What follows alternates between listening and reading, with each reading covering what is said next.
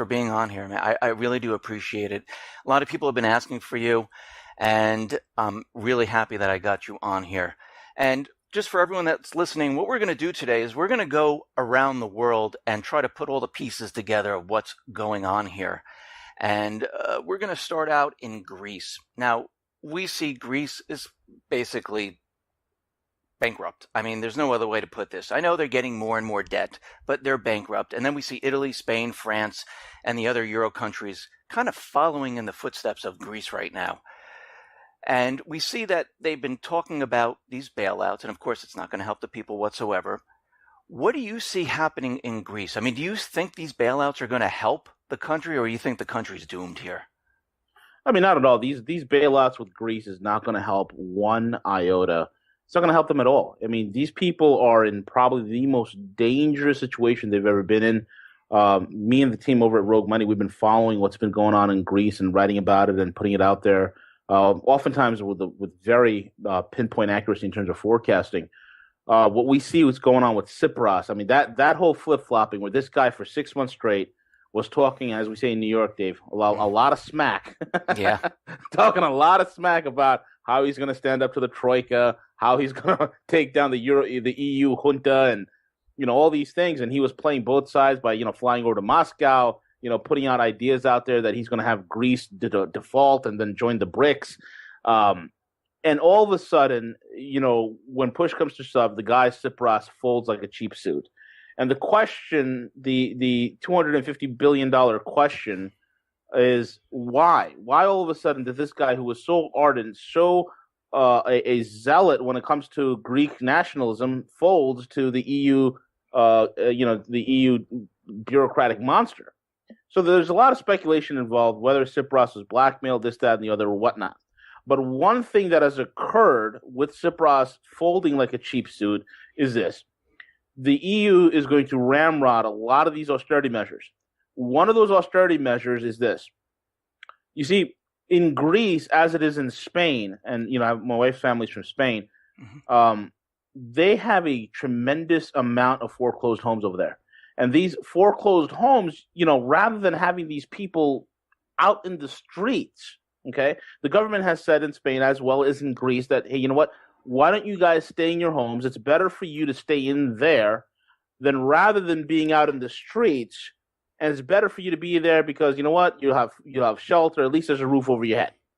But now, with these latest legislation that's been passed to austerity, they are going to fast track various lawsuits to get these people evicted from their homes. Okay?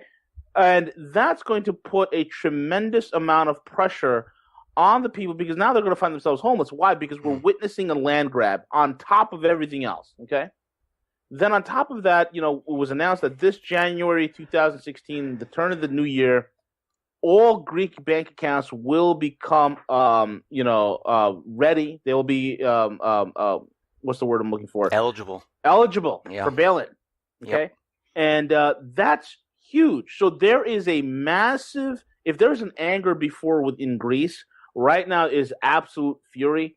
We can expect the Syriza party to be thrown out and possibly a very strong nationalistic party coming in, perhaps even the Golden Dawn could take power. Tsipras is about to lose his parliament. He's about to lose his party. So the situation in Greece is going from bad to worse. These people are the people that are dumpster diving.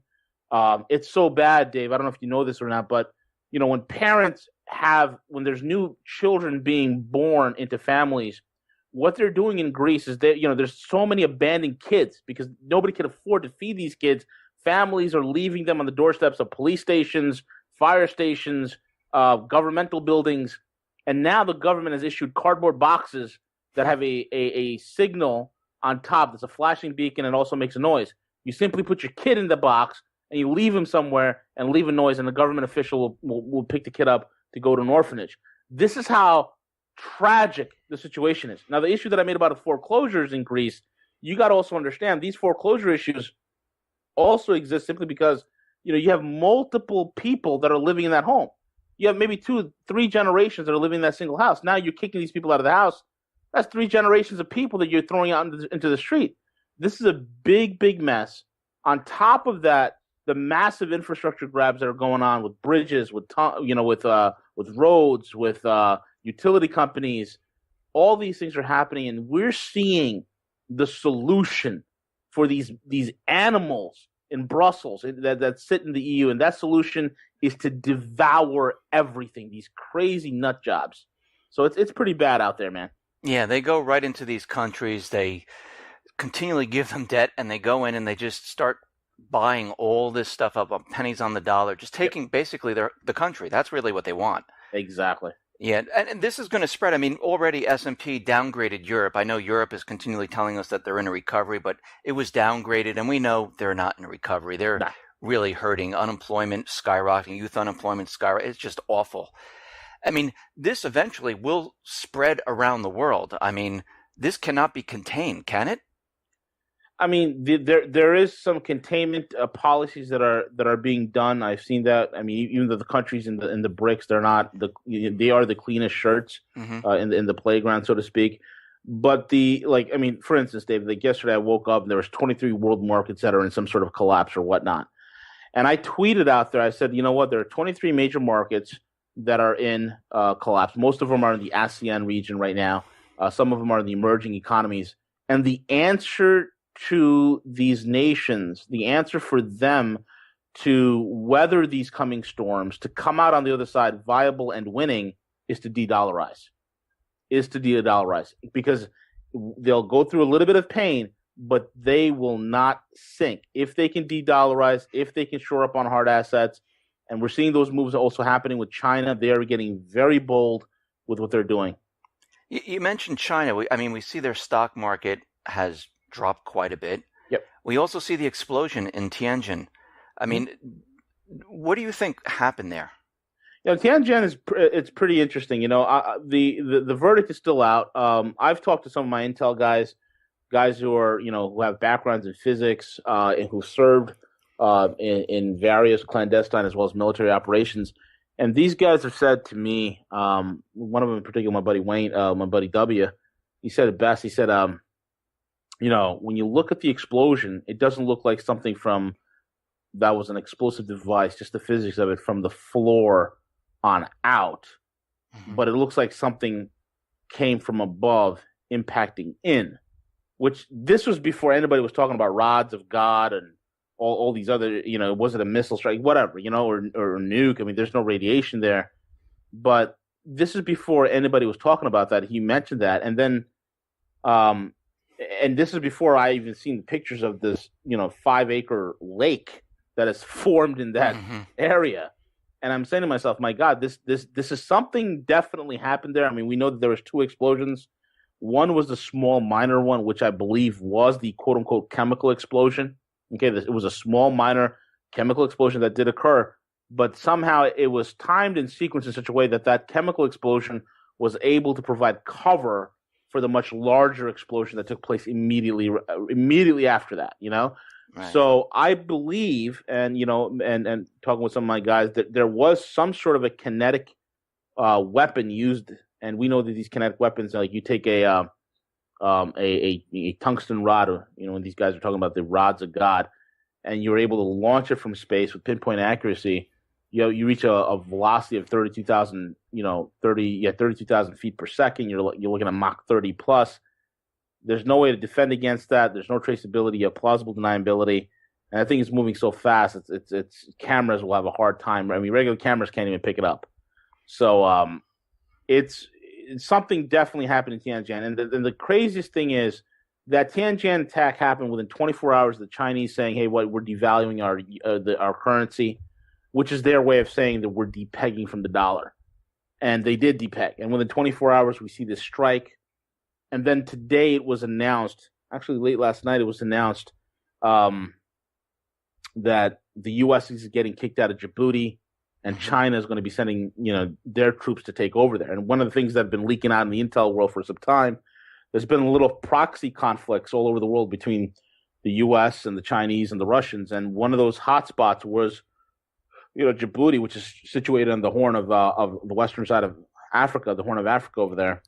And it's a critical, integral part for the Suez Canal, the Middle East, the flow of oil very strategic location, and then the Chinese have come in there and they're spending 400 million renovating their ports. They're spending 3.5 billion on rail. I mean, they're just coming in with infrastructure deals that are just too sweet to ignore. And we're seeing the U.S. getting kicked out. We're seeing the Chinese coming in. So there's a lot of things that are happening behind the scenes, Dave. There's no doubt there's some serious power plays that are occurring.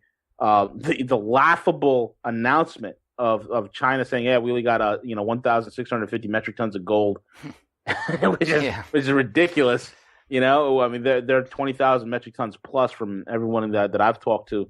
Right. And then right after they announced their gold holdings, they get, I've been saying it for 10 months that China has no desire to be part of the IMF and their trash basket of currencies called the SDR. And so the Chinese get kicked out of the IMF. And for all intents and purposes, the IMF is a unfunded white elephant. It's a proxy agency of a club of debtors. So the Chinese had no desire to be part of that. They knew they were going to get kicked out, so this way they have legal justifications to say to the world, hey, you know what? We try to help and fix this whole entire problem. Look, they kicked us out of the IMF. In the meantime, they're building up their AIIB, which right now stands at 56 members strong. The BRICS have grown to about 135 nations that are behind it. I mean, they see the handwriting on the wall. When you have the largest economies, 25 of the largest economies in the world, and these 25 nations, they don't see eye to eye on a lot of things. But they all agree that they're not going to trade in dollars, and they've all set up currency swaps. That tells you something. The handwriting's on the wall.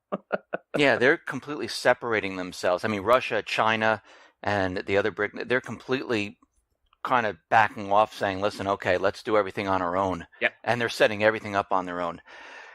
Okay, let's move now over to what is happening in Ukraine. Mm-hmm. We see right now, I mean, there is the Minsk 2, there was the Minsk 1, there's the Minsk 2. Yeah. Putin is out there trying to broker peace, stop things from happening all over the place. At least that's the way I see it. And we see in Ukraine, we know the U.S. government, central bankers, they don't want this to happen. They want Ukraine. They want the southeastern region. They want Crimea back. I mean, do you see war breaking out there? I mean, there's always a potential for war, but the Russians have that area on lockdown. For instance, mm-hmm. the numbnuts over at NATO who are beating their little chests and saying, mm-hmm. "Oh yeah, we're going to set up combat air patrols in the Ukraine." And what did Putin do within a matter of days? He set up S-400 surface-to-air missiles. S-400s are the most advanced missiles in the world. I mean, it is a pretty much 100% kill ratio, and we have no counter to it. I mean, this is a missile that flies at Mach 7 hypersonic speeds. It does 120 G maneuvers. There's no way to counter it. And the S-400 can track stealth aircraft. That's one thing I want to make it clear. So any notion of some American propagandists out there saying, "Oh yeah, we're going to fly our stealth B-2 stealth fighters," okay. So the F-35 would be no match. The F-35 is a flying pig. Yeah. I've been saying it for years. It's horrendous. I mean, a MiG-21 from the 60s will shred an F-35 in a dogfight, and that's a fact. Yeah. So the Russians put that S-400 batteries and S-300 batteries right there, so that nullifies any sort of combat air patrol that they can set up, and those batteries could take down those aircraft in Ukrainian territory with no problem. So Ukraine is devolving into a failed state. Isn't it pretty interesting? The question is, why does the EU want all the land in Ukraine? Why do they want? It's the same reason why they want all the land in Greece. What's on the shores of Greece? Well, Greece is sitting on a very large natural gas deposit.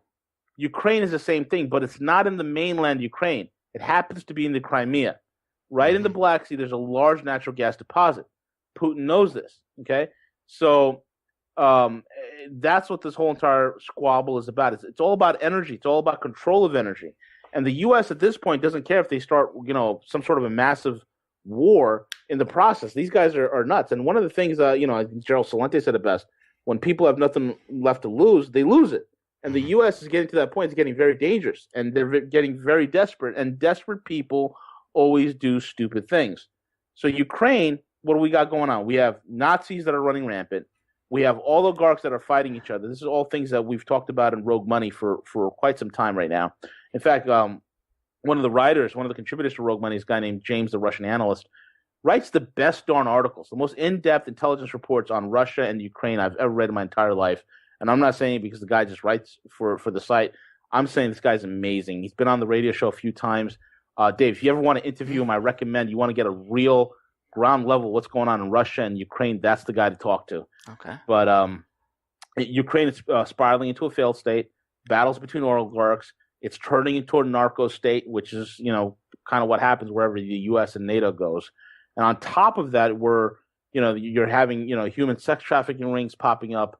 It is deplorable what they've done to this country. They've taken this country from a first world country in terms of its infrastructure, and then they brought it to almost second, to almost on its way to a third level status. It's unbelievable. Yeah, I mean, they do this everywhere. I mean, we look in the Middle East. I mean, they did this in Lebanon, Libya, Iraq. I mean, actually, it's the same pattern. It's go into a country, destroy the economy, create some humanitarian need, and basically steal all the natural resources. Yep. That's pretty much it. Yep. So in the Middle East right now, I mean, we're seeing Yemen being bombed right now. We're seeing Libya basically having two governments, the puppet government and the other government that's in Tripoli. We see Lebanon falling apart, Iraq falling apart, and now we have, of course, the Islamic State, which is in Syria, in Iraq, and popping up in all different places, and we really know what they are. They're a proxy army for the U.S.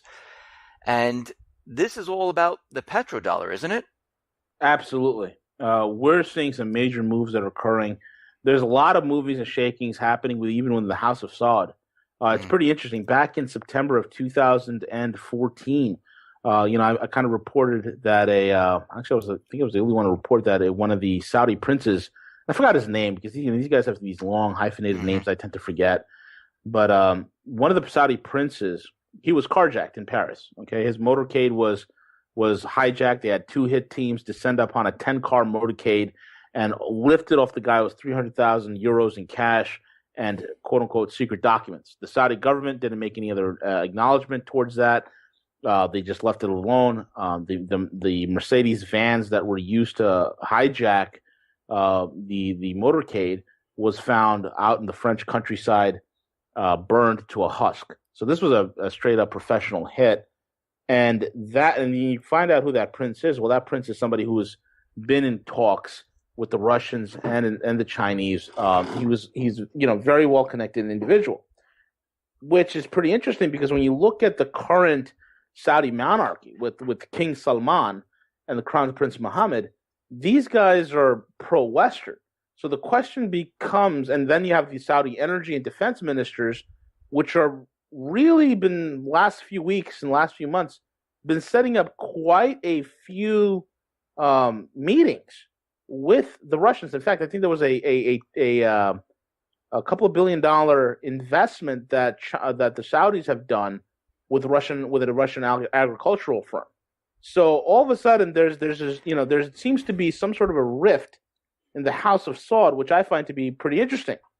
Now, this is also occurring while this is happening directly to the southern border in Bahrain, and all the way down into Yemen. You have a Shiite uprising, and the Shiites in Yemen are pretty interesting. These are the Houthis, and the Houthis and the Sunni. It's pretty. Even though the Houthis are categorized as Shiites, they have more in common with Sunnis. But nevertheless, the Houthis, which are really funded as an Iranian proxy, and for those that don't know, Iran and Saudi Arabia have been fighting a proxy war for decades now, absolute decades. And this is creating massive pressure coming in from the south. And then the kingdom, the House of Saud, also has to worry about the situation in the north because ISIS is a U.S.-created attack dog that they can funnel this attack dog in whichever way they so see fit. And now the Saudis are, they're continuing to build up this fence, this massive bombardment on their northern border with Iraq to prevent any kind of spillover not just from refugees, but from ISIS coming and plowing into their territories. So these are some serious things that are occurring within the Kingdom of Saudi Arabia. And then you have the continued situations in Syria, the continued situations in North Africa.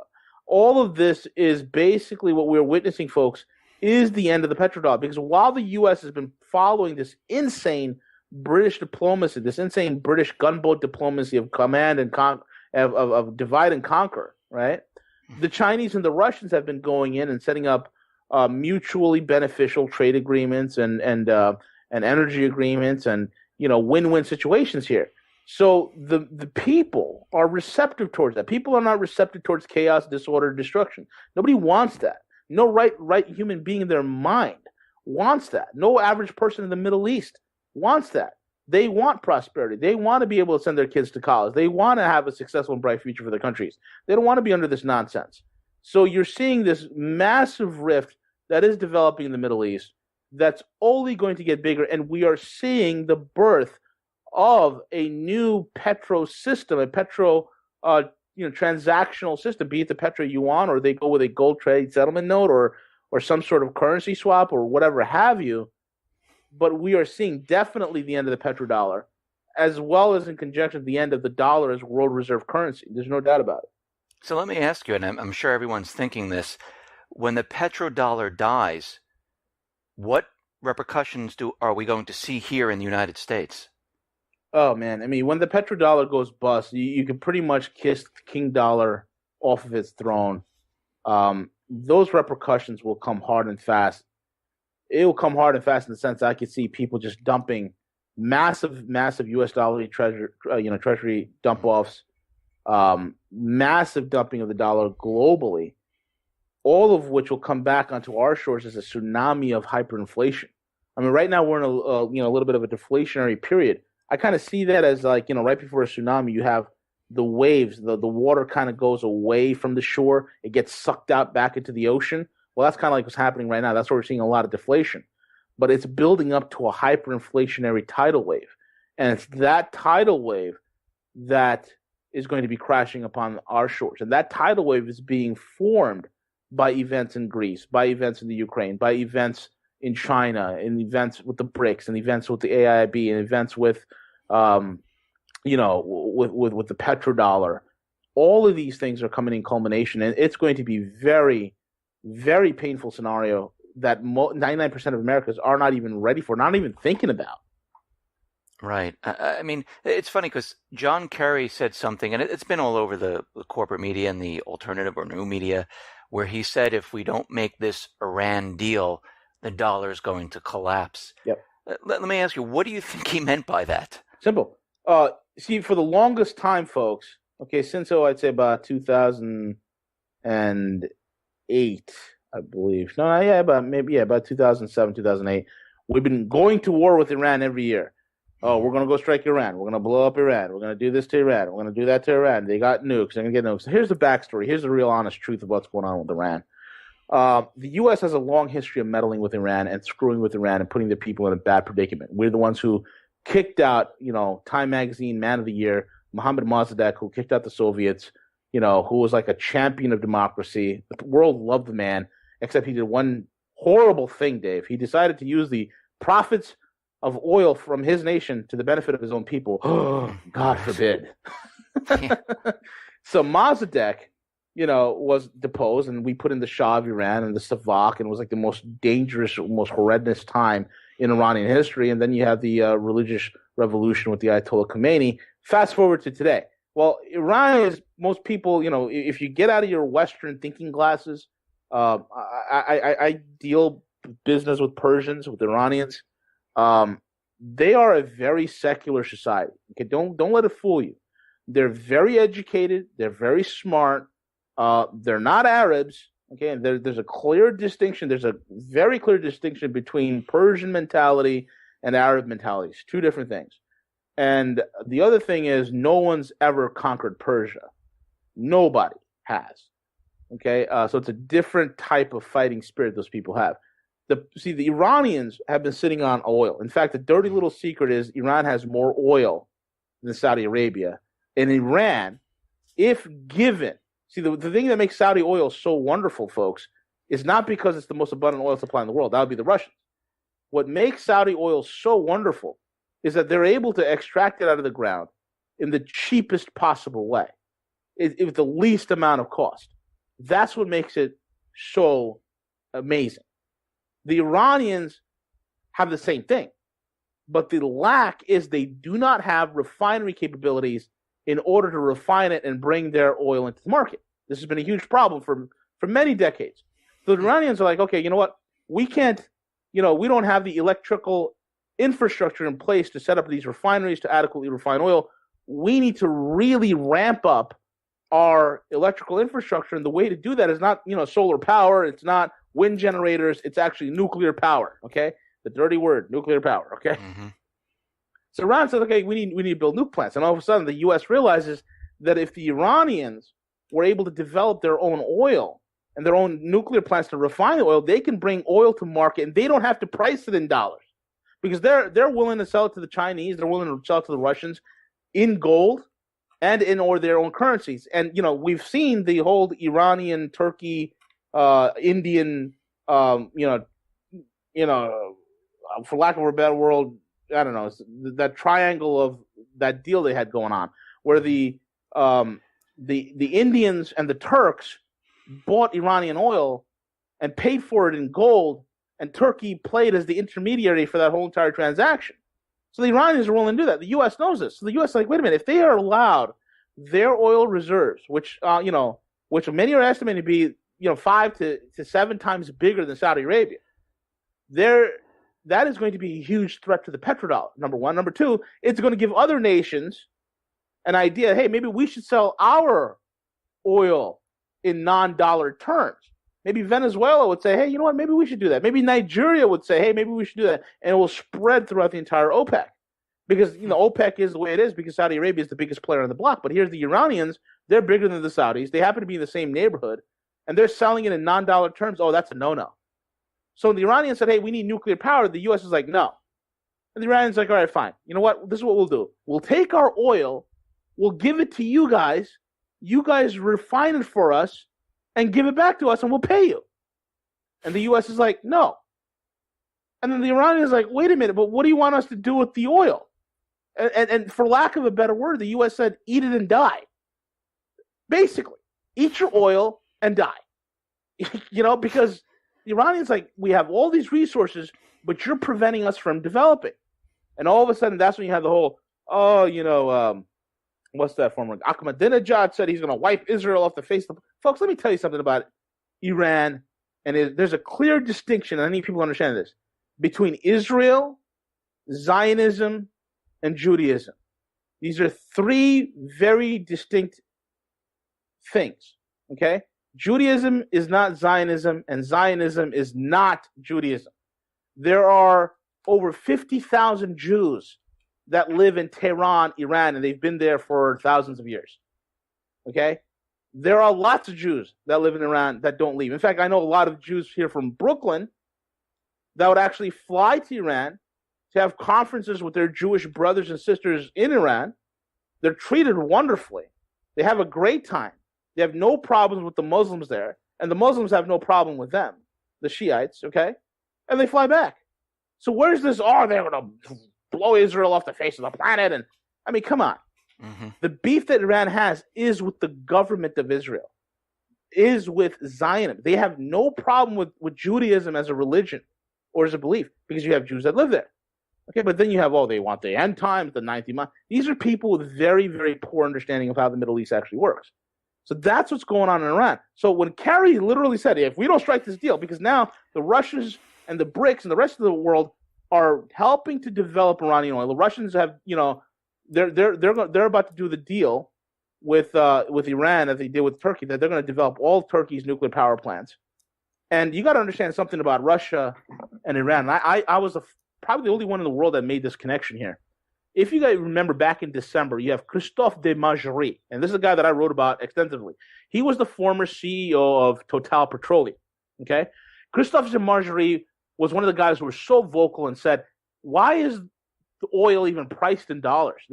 let's get away from this. Let's get rid of the petrodollar. And within a month of him saying that, his plane explodes, okay, on a runway in Moscow, in one of the busiest airports in Europe. Those things don't happen. His plane hits a snowplow. I mean, it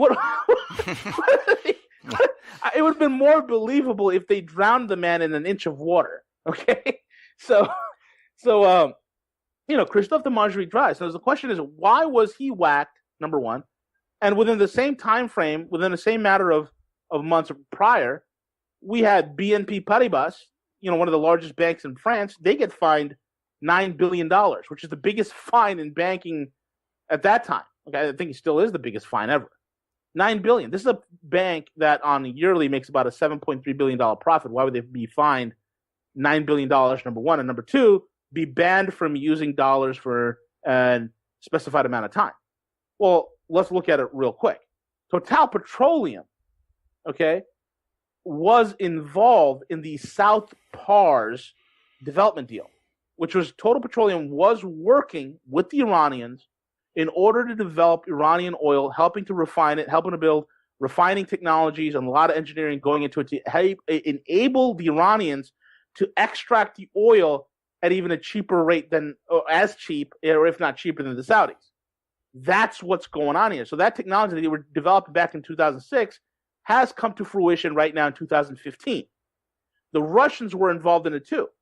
The U.S. hears about South Pars, and in 2000, in the end of 2006, they shut the whole project down. Okay, they said, okay, no more. And then, Total said, okay, fine, we're not going to. But since then, BNP Paribas and Total, using various contractors and even the Russians, were continuing to build Iranian refining technology. And then all of a sudden, the U.S. hears it again, and now, boom, they hit BNP with a major fine. And then Christophe de Margerie and Total Petroleum, which is one of the biggest supporters or sponsors of the International Oil Conference that takes place in Moscow every year. Christophe de Margerie was very vocal in the European Union about getting the heck away from the petrodollar. He winds up dead.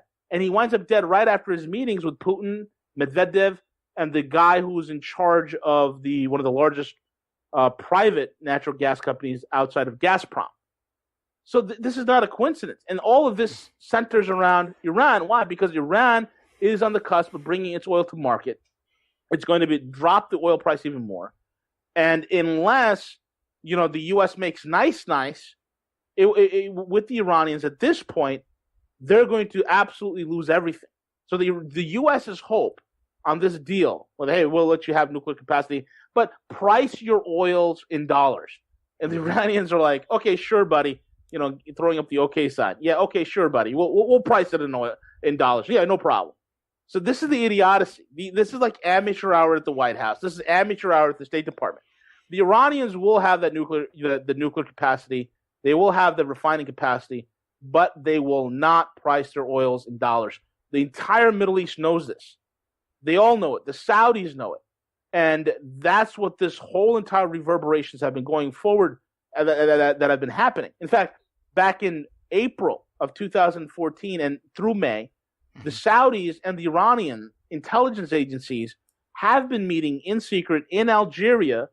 And not only them, but they've also called their proxy organizations. So the Saudis called up Al-Nursa, the Iranians called up Hezbollah, and all of them got together and they said, you know what, we need to come to a couple of agreements. This is happening. The world is about to change. There are some conflicts between you and I, but what the deal is that we need to understand that ISIS is a U.S. created non-Islamic terrorist organization. And within a matter of weeks of them saying that, you have the Arab League conference, where many of the leaders in the Arab League conference have come forward and said ISIS is not an Islamic movement, and they are a bunch of terrorists. So there's so many things happening right now, David, within the Middle East. It is incredible. We are seeing the death of the dollar. We're seeing a desperate United States. Now, with this death of the dollar, I mean, here in the United States, of course, the corporate media, Obama, the Fed, they're all talking like everything is fine here. We're in this fantastic recovery. We're going to be raising interest rates. I mean, do you see that this economy here is getting any better whatsoever? No, it's a disgusting, deplorable joke. Anybody could take apart the economy in very very quickly and very easily. Mm. The first one is you look at margin debt. Margin debt is it's all approaching 700% at this point. You're looking at at how many people are actually involved in the market. I've been saying for years, how the heck? I mean, this when the market was at 15, 16, 17,000 points. And I'm saying to myself, how is the market getting this high on such low volume? There's no volume. Okay, volume is down, money velocity is down, margin debt's through the roof. The PE ratios all of that is off. There's no reason for the market to be this high. Then you have, check this out, 93.7, actually right now it's 93.8 million people permanently unemployed, 10.6 million receiving unemployment benefits. That's not including this is separate from the 93.7. Okay, it's separate. 10.6 million on receiving unemployment benefits. Almost 50 million at this point on food stamps, 101 million on some sort of governmental welfare, and that there's some overlap in those numbers. But when you add it all up, you're looking at an unemployment rate that's probably right now from every major firm that tracks. And I've talked to my buddy Michael Rosecliffe with Looking Glass and his software and ran the statistics on it. We're looking at a little over 30% unemployment. We're looking at over 50% of the country is effectively non-productive. It's that bad, but yet, that was 18,000 points of what? Stock buybacks, high-frequency trading, rigging the market, margin debt, margin loans. That's and the Fed stimulation or manipulation at this point. So that's it. We're running a fraudulent, cheap veneer of a market, and we're calling it an economy. It's a joke, man. It's horrible. There is no recovery. It's getting worse. Yeah, I mean, do you think the Fed? I mean, they keep talking about interest rate hikes. Like, what do you think they're using this for? Let me just ask you, what do you think they're continually coming out saying, oh, we're going to raise interest rates? Why do you think they're continually saying this? I think they're continually saying that simply because it gives the suckers that are currently in the market and the con artists, letting them know that, hey, you know what? Oh, the market's healthy. So every time we say, yeah, we're going to raise interest rates at this point, that's signaling to the unknowing investor and those who are not awake and listening to the X22 report, or they're not reading Rogue Money, those people will be like, okay, well, you know what? The Fed's saying that they're going to raise interest rates. That means the economy is good. It's getting to a level where the Fed doesn't need to tamper with it. And in fact, they stopped QE, which is nonsense. The QE is still continuing. It's continuing in stealth. They are buying their own debt and they're hiding their own debt. That's what they're doing. That's what QE is all about at this point. So they can't raise rates. If they raise rates, let's say like 2%, you can say goodbye to the housing market. It's done. The housing market is done. 2% raise in the interest rate, just to 2%, right, from 0 to 2%. Over. You're looking at like a 40% collapse in housing values. I mean, already, mortgage applications, the lowest it's ever been in since like almost the 50s at this point. Okay, but yet housing prices are going up based on what? Well, you got BlackRock, and you got Goldman Sachs, you got all these companies, even foreign national companies that are buying Chinese companies that are buying U.S. real estate, think it's a great investment. Let's get on in. Party's great. So this. Go ahead. No, I'm sorry. Go ahead. No, this party is going to end very badly, Dave. No doubt. Let me ask you, from everything that we've been seeing, with the petrodollar dying, what's happening in China, what's going on in Ukraine, we see the economy is really not improving. How do you think this is all going to end here? I mean, what should people expect to see happen when this thing completely falls apart? I mean, my God, it's we're going to see. There's an old saying, and Dave, you know this. Mm-hmm. People always say that that hyperinflation is like the Grim Reaper, that no one is looking for it, and then it suddenly happens, and it happens very quickly. I mean, could you imagine in Weimar Germany, day to day, the price fluctuations of the Deutschmark back then, and imagine how it's going to be today with everything being computerized.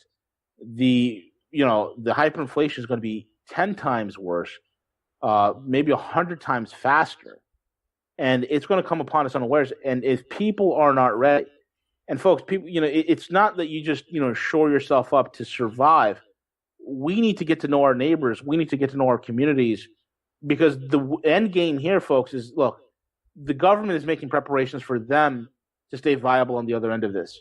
We need to do the same, because the game right now is he who wins on the other side of this collapse is the one who gets to dictate what happens in the next 20, 30, 40, 50 years. Okay? Governments is what got us into this mess. We don't need that fat, bloated, disgusting, putrid behemoth to be the last entity standing on the other side of this. We, the people, have to get back to being the people, being the educated, knowledgeable citizenry that has the ability to guard sacred liberty and the responsibility to keep our republic. That's who we have to be. So we have to stay winning on this side. It's great that people are listening to the X22 report, roguemoney.net, and the great work that sites like Dave's and mine, and we're all putting out there. But we have to take action in being the great communities that we once were and get out of this nonsense, because if we can win on the other side of this, we can get our country back. We can, get government out of the way. We can end this bloated bureaucracy that is sucking the wealth out of all of us. That's the only answer, Dave. Yeah. Do you think, I completely agree with you, and I tell people all the time to be prepared. I mean, do you see food shortages? Do you see riots? Do you see people, well, we know they're going to lose their jobs. I mean, that's just a given. I mean, you see all this coming. Oh, absolutely. I mean, you look at all the supply chains. Supply chains are run paper thin at this point, okay? Money velocity is practically zero, which is freezing up the credit markets, which is creating a solvency crisis. And you look at companies like Walmart and your major grocery stores that depend on credit in order to buy their inventory, pay their employees, the whole 9 yards. That's affecting them big time. In fact, let me give you an example. Just recently, past week ago, a Walmart supercenter not too far from where I live, a major Walmart supercenter, which was 24 hours, and you've all been to Walmart supercenters, they're all 24 hours. This one closes at 12 a.m. now. They're not 24 hours anymore. It's unbelievable. These are just the signs, folks. These things are coming to a head without a doubt. Listen, V, I really appreciate you coming on the X22 Report Spotlight. Like I said, you can reach him at roguemoney.net. Just go right to his website. He has all the information there. I'll be putting all the links at the bottom of this video. V, thank you very much for all this great information. Dave, it's my pleasure. Thank you for allowing me to be on, and thank you for the awesome work you do. And folks, you need to listen to X22. The Guerrilla recommends it.